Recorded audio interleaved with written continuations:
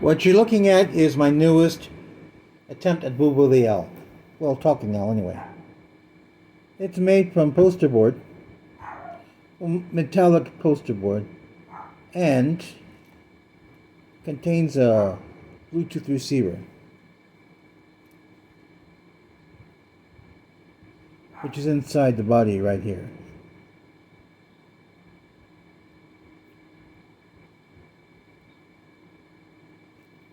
Underneath it is foam board. It's foam core board, and everything is glued onto it. This is silver metal foil board, and this is copper foil board. These are LEDs, and there's a Bluetooth receiver, USB, and the SD chip player inside. And this is going to be the demo. One of my own stories. It was about 7, and the call had come in. Again. As it had before, and would again. I strode to my alcove and staked in Type 7 armor. Infrared and night vision enabled. Heavy arms. And anti-personnel missiles added to the standard arms. How many remotes are available? The computer replied with present armaments. 5. Standard remote armaments include 50 caliber machine guns, ultra-bright lights, and anti-tank missiles. Large area weapons are not allowed in that area. I mused a moment, then asked, are the anti-miners mounted and armed? The computer replied yes. 5 anti-miners have been added to vehicle weapons complement. Any further commands? I paused a moment, then said no. The computer stated mesh armor ready to assemble. I stepped into the alcove and immediately, mechanized arms assembled my armor around me. After a few moments I was ready to go. Again. I drove my vehicle, with my special cargo, to my target, which was located in the middle of the dense woods. I stopped at the edge of the woods. The first time I had come here I had made the mistake of trying to drive into the woods, which had attacked my vehicle. I opened the rear of their vehicle, removed my special cargo, then locked down the truck. I activated my low-light goggles. The first time I had come I had made the mistake of turning on my sonar, which had attracted the creatures in the woods. I had used up a third of my ammo fighting them off. The creatures remembered me, because they crawled, oozed, or slithered out of my way. The trees stayed still, for a change. Last time I had to incinerate 10 of the obscene things as they tried to impale me. I walked through the woods without being bothered by anything in the woods, which was a welcome change. I came to the lake with a stone bridge across it. I stopped before I got to the bridge and launched a drone upwards. I soon spotted the tentacled obscenities swimming just under the surface of the lake. I remotely launched the anti-underwater mine missiles that were mounted on my truck. These were designed to pop open and drop multiple 6-foot-long darts into the water. The darts sprayed out a caustic compound that made underwater mines rupture open. Missiles arced overhead and popped open above the lake, and the darts plunged into the water. Only then did I begin to cross the lake. As I set foot on the bridge, the creatures surged towards me and swam into the caustic compound, which for them was like swimming into acid. They thrashed in agony on the surface, vainly trying to escape the effects of the compound. I crossed the bridge without further incident, and when I reached the other shore I stood there and shouted at them as they writhed in pain. Not this time, ... not this time. I entered the woods. Zombies and ghouls lurked here. I launched a decoy up into the air. It came down a good half-mile away and lodged in a tree. The decoy began alternately warbling and playing sounds of people talking and yelling. The zombies lurched towards the sounds as the ghouls sped in, looking for a free meal. Two groups crashed together and began ripping each other apart.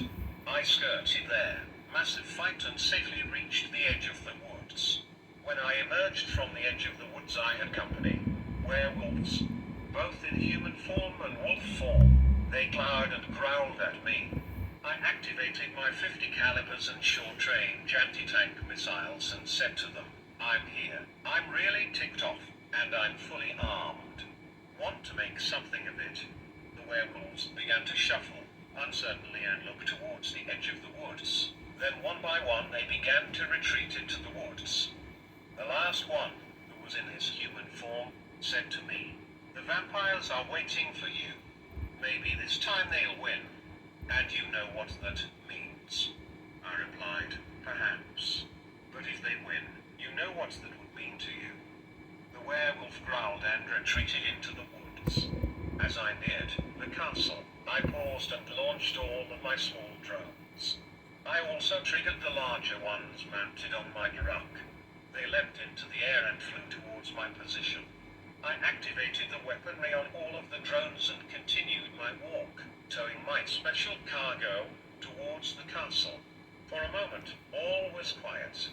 Then the vampires attacked, some streaking out over the open drawbridge, some flying down from the castle walls, and others coming straight down from the sky.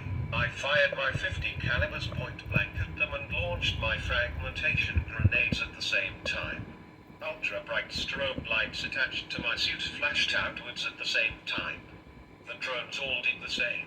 The bullets and grenades ripped into them in the sunlight, simulating ultra-brights made them howl in agony. There, vampires retreated in panic back towards the castle.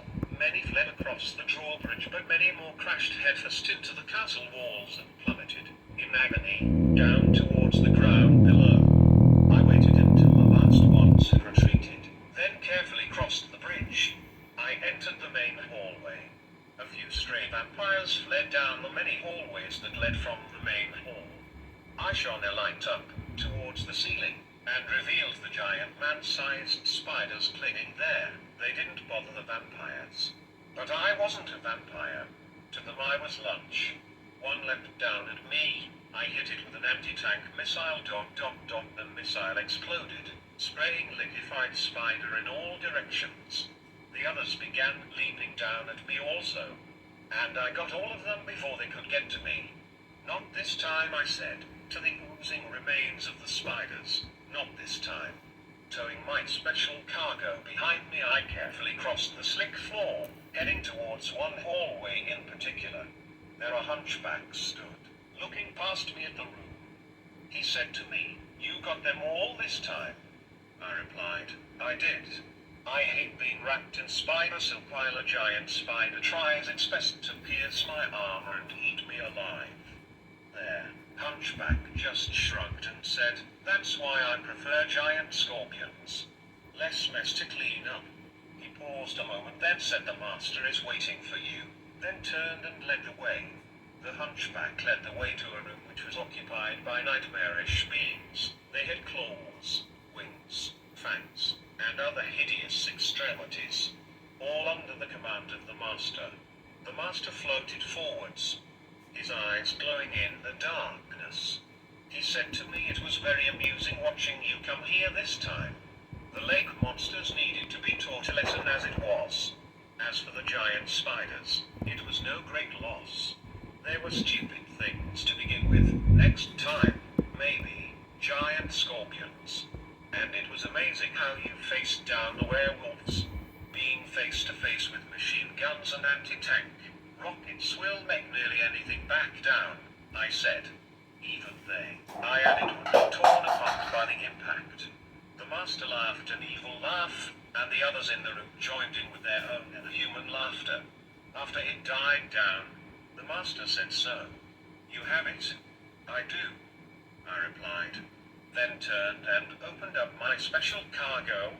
"Okay," I stated as I began pulling out bags labeled TO1s north of the border stir-fry, 15 family packs of burritos, egg rolls, and 1 ton, with 10 containers of Malay, duck sauce, and red sauce. There's also 6 giant serving-sized containers of refried beans, shrimp fried rice, spring rolls, and Spanish rice.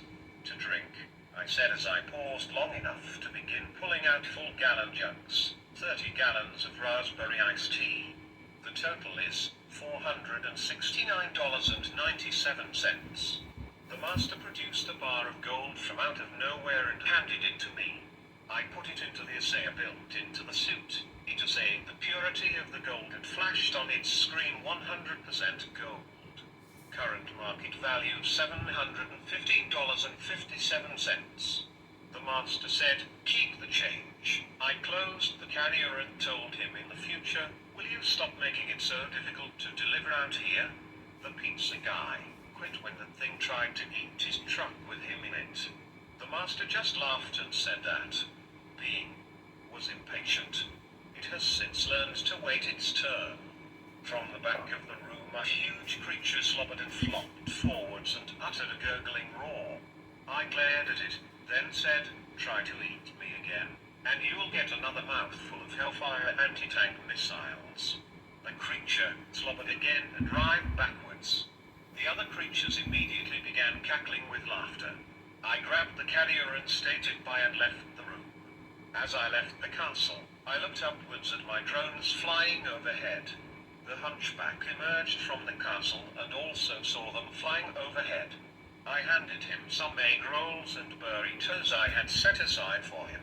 He said to me, "Too bad there, Chinese food guy didn't have those. Poor guy, when he met the lake monsters he lost his muguge pan. The hard way. That is why nobody will deliver out here," I said. The hunchback shrugged and said, "You should see what I have to go through when I have to go down and do the shopping." "I can imagine," I replied. The hunchback said, "At least you get well paid for it." I answered, "Yes. But not enough to have to wear a fully armed macho armor suit to deliver Chinese Mexican food to a minion of evil." The hunchback just laughed and said, "I'm used to it," and turned back towards the castle. As I neared the forest, a few werewolves scurried into the woods. I entered the forest and saw pieces of zombie and ghouls scattered everywhere. When I emerged from the woods and neared the lake, all of the lake monsters dove deep into the lake and stayed there until well after I had crossed the bridge. After I crossed the lake and approached the woods, I saw a few of the trees moving, but they stopped and stayed still when I entered the woods. I crossed the woods without any further incident and finally got back to my vehicle. My drones had followed me and landed at my signal. I loaded them back onto my vehicle, unsealed, unlocked, and opened up my vehicle and got in. As I started up the vehicle, I said out loud, "I have got to find another job." And that is the end of the story.